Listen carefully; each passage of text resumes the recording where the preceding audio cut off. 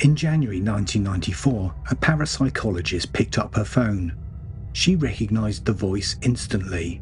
She'd studied his work, quoted him, but she'd never spoken to him, not directly, because Dr. Konstantin Raudive had died 20 years earlier. And now he was calling her.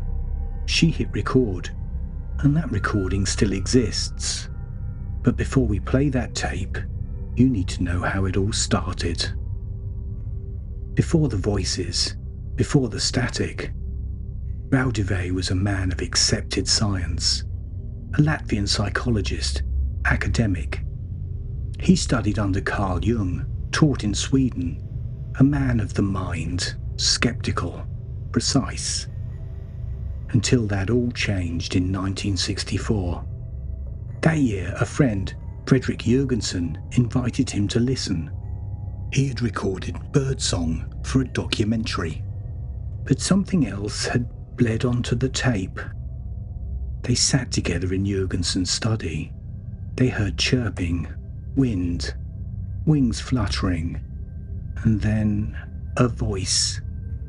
Not a bird, not an echo, human, croaking, like it had been pushed through metal, speaking a language neither could place. Raudive said nothing, then leaned forward, rewound the tape, and played it again. His expression changed, not fear, but focus, the kind a scientist gives to something he knows could break the world open. Most men would have dismissed it. Instead, Raudive picked up a microphone. He cleared out a room in his home in Germany. No music, no speech, just an open reel-to-reel recorder and an empty microphone. He hit record. The first playback was faint, hissing, but as he adjusted the volume, a phrase emerged in Latvian. "We will speak again." So he recorded again, and again. More voices came through, disjointed, multilingual, mechanical. Some answered questions. One called him by name. Another used his mother's voice. He changed equipment, added shielding, removed every variable he could, but the voices kept coming. One simply said his name, Raudive.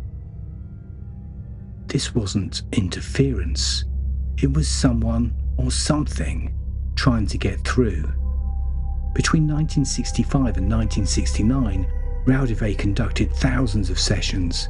He used white noise generators, detuned radios, vacuum tube circuits, and he catalogued over 100,000 recordings. The messages grew darker, stranger. They said, "It's dark here. Tell the world. It hurts." Raudive compiled his results in a book, Breakthrough, an amazing experiment in electronic communication with the dead. But it wasn't just a catalogue, it was a provocation. Raudive claimed he had captured voices from the beyond using nothing but magnetic tape and silence. These weren't stray frequencies, but he needed to make sure they weren't just anomalies. So he tested with shielded mics, multiple brands of recorders, and independent observers. But the voices still came through. Some spoke in multiple languages, switching in mid-sentence, as if speech itself was unraveling. Raudive insisted this wasn't imagination. These were mechanical voices, captured, replayable. And they said one thing clearly. There was someone on the other side, and they wanted to be heard. EVP, electronic voice phenomenon, became its own field, and Raudive was the man who opened the door. He had heard countless voices, but not the one he longed for. Skeptics called it madness. He called it method. Near the end of his life, Raudive's tone changed. He no longer spoke as a researcher. but as a messenger. He firmly believed consciousness continued beyond death, and his final plan was to prove it. "If I die first," he told colleagues, "I will try to make contact. I will speak, and I will be heard." In 1974, he passed away quietly in Germany, and for 20 years his voice fell silent. Then, on January the 27th, 1994 in Maryland, the USA, a woman named Sarah Estep sat at her desk. She was a respected parapsychologist, a central figure who brought scientific rigor to EVP investigation, founder of the American Association of EVP. Her phone rang. She answered. A male voice came through, faint but unmistakable. "This is Konstantin Raudive." She pressed record, then asked, "How are you, Dr. Raudive?" He replied, "I'm as fine as a dead one can be." Then calmly, methodically, he delivered his message. Here's the actual recording. "I'm as fine as a dead one can be.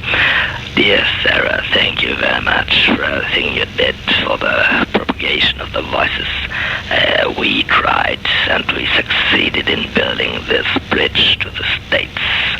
You are one of the first who are contacted by this meaning.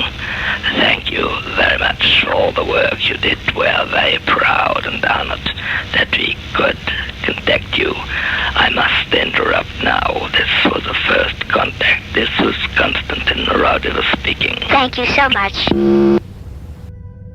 There was no hang-up click, no dial tone, just silence.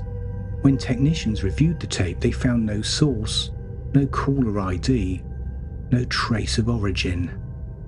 But they weren't the only ones who listened. George Meek, a fellow researcher who'd known Raudive personally, received a near-identical call that morning and confirmed without hesitation that was him. Not everyone believed it, but the ones who knew him didn't hesitate. The recordings were also compared against archived tapes of Raudive's voice while alive. Audio analysts examined pitch, cadence, intonation, and even breath spacing. The match was striking, technically imperfect, but unmistakably consistent. It wasn't synthetic, it wasn't spliced. It bore the unique quirk of a human voice. His voice. Other colleagues from the International Network of Instrumental Transcommunication listened and agreed. It isn't a mimic. It isn't a trick. It's Konstantin Raudive. The tape still exists. You just heard it. A man, 20 years dead. But he wasn't the first to try. Nikola Tesla tried to talk back.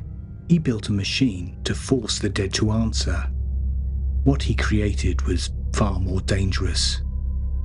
Where Raudive reached across gently, Tesla tried to blow a hole in the wall. Click the card on screen to venture even deeper into this rabbit hole, and if you're still here, you're part of the archive now.